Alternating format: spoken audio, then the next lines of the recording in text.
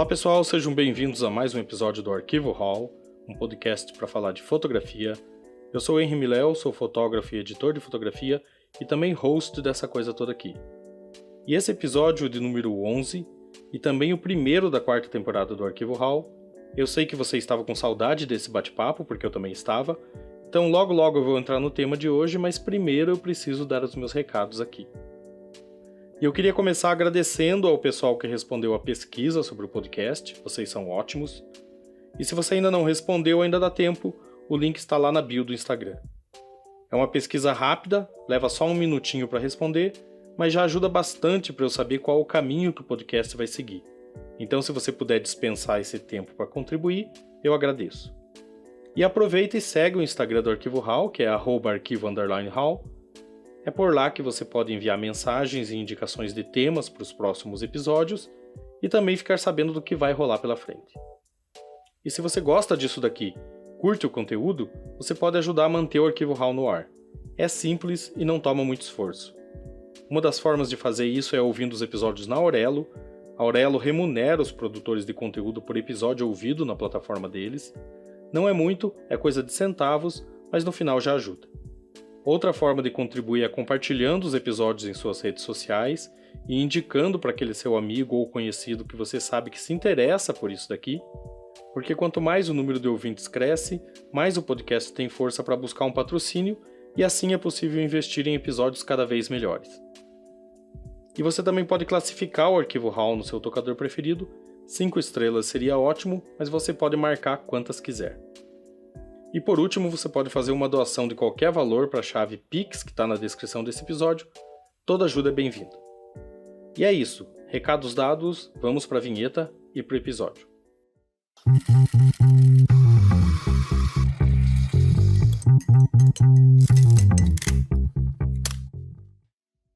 E para esse primeiro episódio dessa nova temporada, dessa quarta temporada, o tema vai ser novamente o fotojornalismo. Mas não se preocupe que essa não será uma conversa repetitiva, até porque fotojornalismo é um assunto que rende muito pano para manga.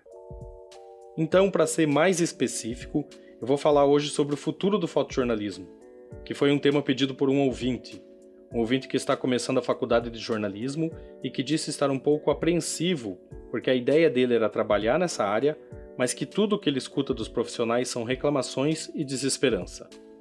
Então, para me adiantar no resultado final desse papo e acalmar ele logo de cara, eu quero dizer, não fique desesperançoso, o fotojornalismo ainda existe, resiste e estará aqui por um bom tempo ainda.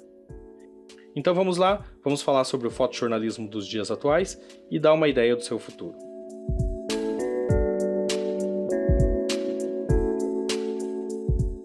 Primeiro, eu queria dizer que é comum você ouvir discursos desencorajadores sobre a profissão de jornalista e, consequentemente, de fotojornalista, porque tem algumas coisas que você precisa saber. O piso da categoria é menor que muitas outras profissões, é mentalmente desgastante e muito exigente, você trabalha com informação e isso não é algo simples de se fazer, principalmente no cenário atual, onde as pessoas acreditam que sabem tudo e que a fonte que elas consomem é a correta, por mais que essa não seja uma fonte oficial ou mesmo confiável, e isso pelo simples fato de que aquela fonte em específico legitima o discurso daquilo que a pessoa acredita, seja lá no que for que ela acredite. Então sim, você vai ouvir muito discurso desencorajador, muita crítica e provavelmente vai lidar com isso durante toda a sua carreira. Mas aqui entra uma questão que pode parecer um tipo de romantização do ofício, mas que eu creio que é verdade, que é, jornalismo é vocação e não profissão. Não é o tipo de carreira que você escolhe pelo ganho financeiro, porque não há um grande ganho, pela projeção ou por qualquer coisa assim, porque não há qualquer coisa assim. Você escolhe o jornalismo simplesmente porque não poderia fazer outra coisa que não isso.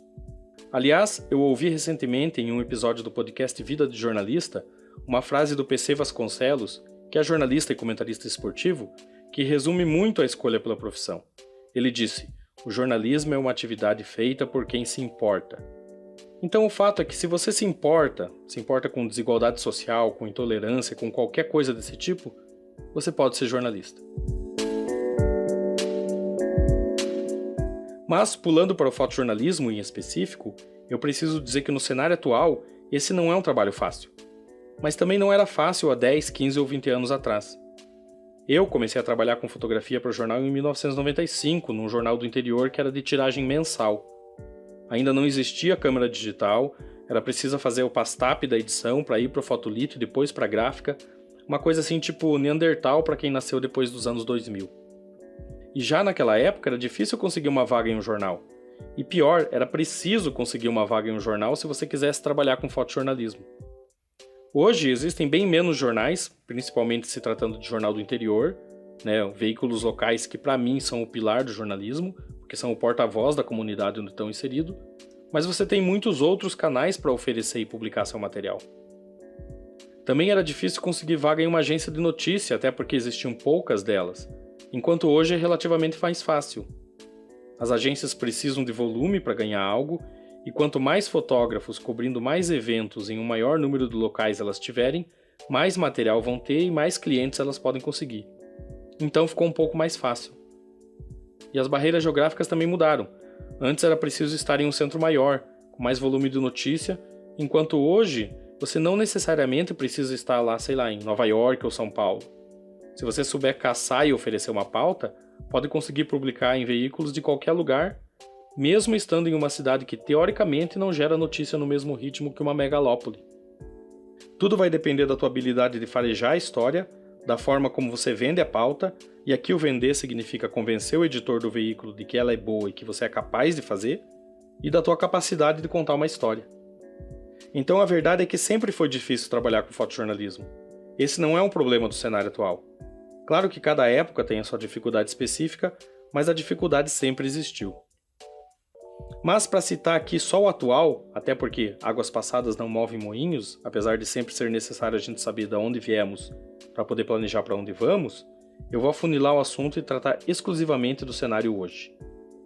O que eu vejo como o maior problema externo é o fato de os jornais trabalharem contra o jornalismo na questão da fotografia. Isso porque entre contratar um profissional ou um freelancer e publicar uma imagem cedida por um colaborador amador, é sempre essa última que prevalece, única e exclusivamente por questões financeiras. Ou seja, para economizar, os veículos aceitam sacrificar a qualidade e muitas vezes a ética e o profissionalismo.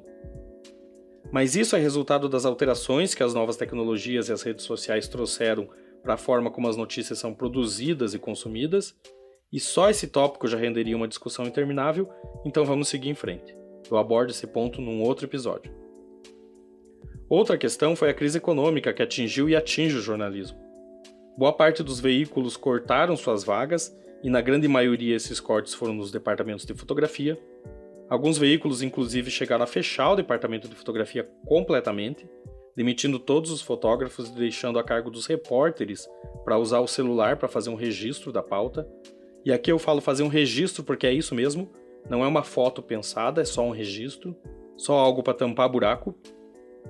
Um bom exemplo de como isso aconteceu foi o Chicago Sun-Times, que lá em 2013 demitiu todos os seus fotógrafos, fechou o departamento de fotografia e comprou iPhones para os repórteres fazerem as vezes de profissionais da imagem, e o resultado ficou muito, mas muito ruim. Aqui no Brasil isso também aconteceu. A Gazeta do Povo, o jornal de Curitiba, onde eu trabalhei por quase 2 décadas, também fechou o departamento de fotografia em 2019 e usa material de agência, de assessorias e também produzido pelos repórteres. Além de vários outros jornais que reduziram suas equipes de fotógrafos para cortar gasto e sobreviver. Então esse foi um baque forte no fotojornalismo, um baque por conta da perda de postos de trabalho. Mas é como sempre dizem, quando uma porta se fecha, uma janela se abre.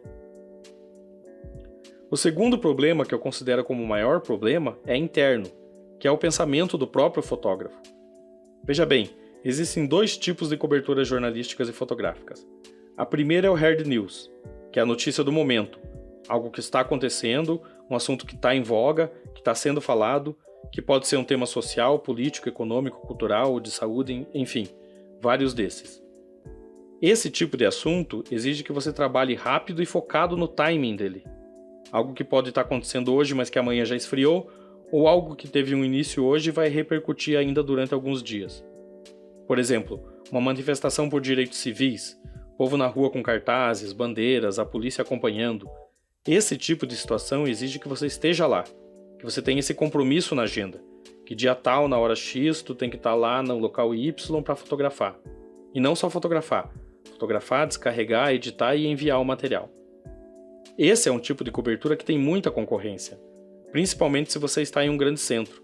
Você vai perceber que ao seu redor vai ter muito fotógrafo registrando aquilo, a maioria freelancer como você, muitas vezes distribuindo para a mesma agência que você, além do repórter cidadão, aqui entre aspas, que cede o material de graça para qualquer veículo que queira. O segundo tipo de cobertura é aquela que não tem uma data específica para ser publicada. É aquele assunto que você descobriu, aquele personagem que você encontrou e que você decidiu cobrir. Esse é o tipo de pauta mais interessante de se fazer, principalmente porque não tem quase ninguém fazendo. Por exemplo, esses tempos atrás eu fiz aqui na minha cidade um material sobre um artesão que produz lustres.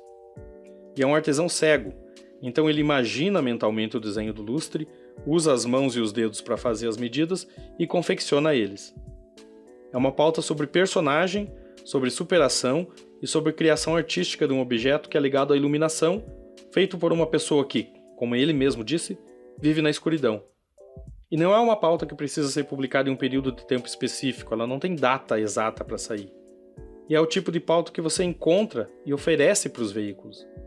Então é possível encontrar esse tipo de história em todos os lugares, sejam elas de hard news ou de soft news. Basta você perceber as coisas ao seu redor. E isso pode estar vinculado a um tema que está sendo debatido. Por exemplo, mudança climática, meio ambiente, direitos humanos, racismo, economia, questões sociais, são temas que sempre estão na pauta dos jornais. Não importa se são assuntos com abordagem de hard news ou atemporais. Resumindo, não é fácil trabalhar com fotojornalismo atualmente, mas como eu já disse, e até falei disso no papo com o Tony Pires no episódio da temporada anterior sobre fotojornalismo, nunca foi fácil. Mas basta você encontrar o seu nicho e encontrar a forma como você quer trabalhar. Cada época tem as suas dificuldades, mas o fotojornalismo segue, ele se espreme, se retorce, se ajeita e continua em frente. Muitas vezes convertendo o que em um primeiro momento parece um problema em uma ferramenta de trabalho. Por isso não desanime, o cenário não é um mar de rosas, mas também não é a Divina Comédia de Dante.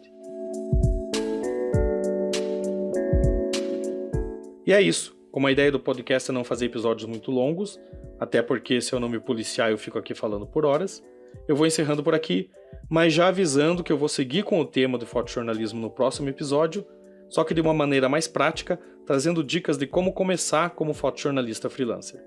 Dicas que eu sempre dou para quem está no início de carreira e que eu ainda hoje sigo. Então, fiquem ligados para a próxima semana.